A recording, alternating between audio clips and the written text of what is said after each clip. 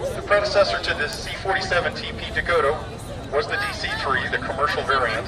The DC-3 was also referred to as Goonie Bird. There was a song composed and dedicated to this loyal and immortal stalwart.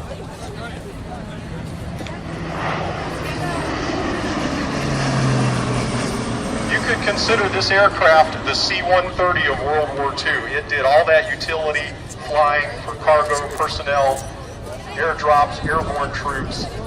If it needed to be hauled anywhere, the C-47 did it, and it was a big role.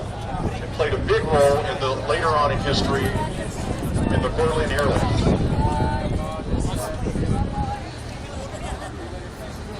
This particular airframe was operated by 25 Squadron at Easterplot between 1972 and 1993. It flew its last flight as a DC-3 in May of '92, and its first flight as a C-47 TP in April 1994.